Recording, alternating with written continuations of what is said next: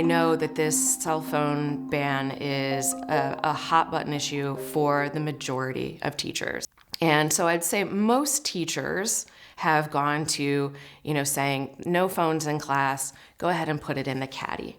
And having a sort of caddy system isn't foolproof. It's a starting point. However, once the kids enter and they put their phones in there, right away we start getting excuses of, well, I'm grounded and I don't have my phone. Well, my parents take away my phone, or I just simply don't have it, right? And you don't know whether or not that's true, nor do I have the resources to check something like that. Many students just don't want to give it up. They feel very protective of this device. I don't think classroom bans work. I think we know, I don't know about you, I would like to think I'm a somewhat firm father, and yet still I'm amazed at how often a phone or an iPad seems to find its way into my child's hands. So one thing about collecting phones at the door is that it is really exhausting for teachers. If you are a parent and you've ever tried to part your teenager with their phone, imagine doing that 150 times a day.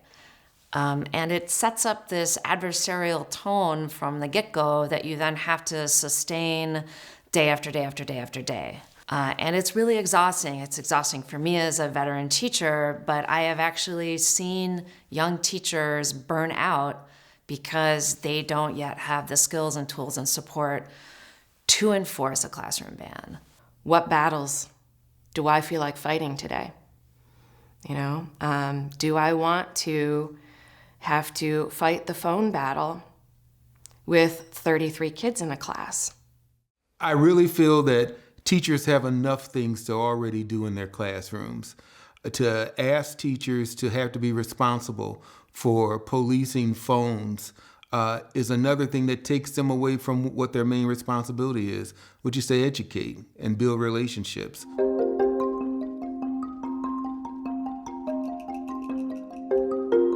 Taking phones out for the entire school day is critical for unlocking students' full learning potential and mental health. The extra energy that they're spending to go back and forth from being distracted by a phone and back to learning is detrimental. And the research is clear. The mere presence of smartphones, including having them in the field of view or in a pocket across the room, just having them nearby reduces working memory and cognitive capacity. The apps that are in there are built by companies to really focus on one thing. Their algorithms are there to get your attention. They really want you to stay there because the longer your attention stays there, the more you flip through it, the more ads they can sell. And so it's just a pure business decision that they made. Look, the smartest people in the world are working very hard to make these phones as addictive as possible. And they're very good at their jobs. And I don't pretend to be above that. But we're parents, right? We're not their friends. It's our job to make the world as conducive for their success as possible.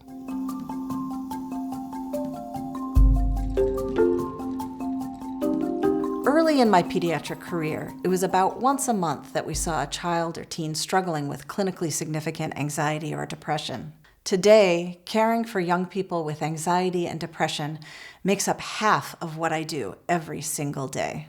I have seen a lot of students be super upset over things that they've seen happen on the phone that they can't even deal with because they're in school. So now they're coming back into my classroom and they're upset. And this kid who was just engaged in learning is no longer has the capacity to do so. And then the question is, what about in between classes? I mean, it's like, well, how would we feel about having a casino in the library that was only used in between classes? There's no casino class, When you put it in that terms, it just sounds insane. But that's kind of what we're doing with these devices. I work with students who struggle with planning, organization, memory, self-regulation, and time management. Students who already struggle with attention and self-regulation face an even greater challenge when personal devices are present for any part of the school day. For these students, a phone-free environment is essential for learning and social emotional development. I know that some families have really strong cultures at home that limit media use, but a lot of my students don't. And those are the students who I see most struggling. They are often the students who seem most addicted, and they are the ones who most need a break. So there's an idea in the public health community called harm reduction. If we could get a smoker to just smoke half as many cigarettes as they are during the day, that's still helping their health.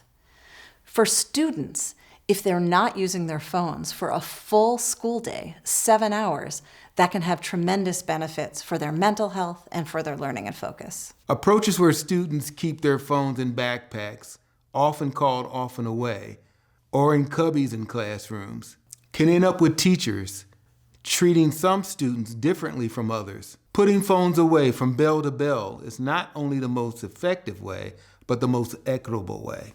We know that this is a collective action problem. We know it's not easy, and we know that certain people have different reasons for wanting their children to have more access to phones. Not least of which, by the way, we know we live in a society where all of us have a quiet dread about whether or not our children are safe in schools.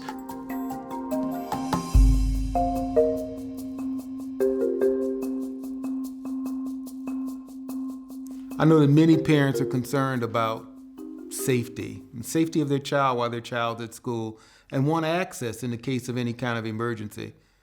But that's not always the safest thing for law enforcement to be able to get to kids or to be able to have the systems in place to communicate with each other. Having everybody on their cell phone in the middle of an emergency, we know does not work well.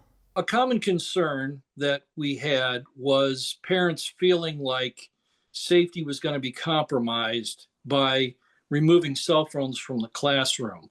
And I would say exactly the opposite, because phones are still available. Teachers have phones in the school. There's a phone in the office.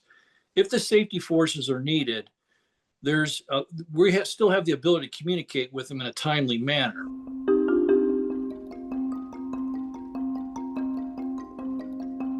The last thing I want in an emergency is kids on their cell phones not taking direction from the people in their building, administrators, teachers, that know what is actually happening and can get the kids out of danger.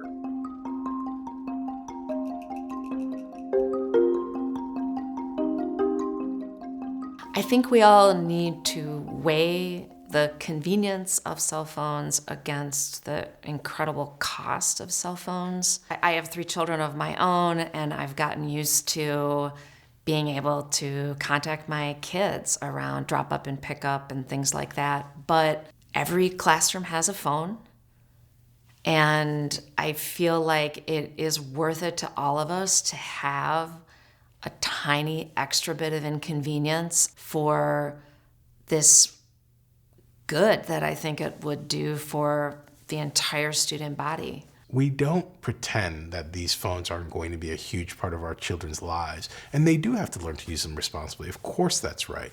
Think about what we're asking our children to do and what we can do to help them. Just put a bubble around school for a few hours a day. Just put a little capsule around school so they can enjoy building friendships and being with each other in person. I support a bell-to-bell policy for all Ann Arbor schools where students give up access to their phones for the entire day, during lunchtime and even during passing time. Bell-to-bell secure device storage, where no teacher has to think about who they're going to police during that day, and the kids can relax and feel safe enough to have some focus on what they're supposed to be doing, which is learning. Other districts have worked together. Other states have worked together to help kids manage this overwhelmingly addictive device that they have in their hand. There's so many things in the world that seem difficult, and we worry that we're imposing on people, or we worry. And then when we get them done, we realize that we're all better off for it.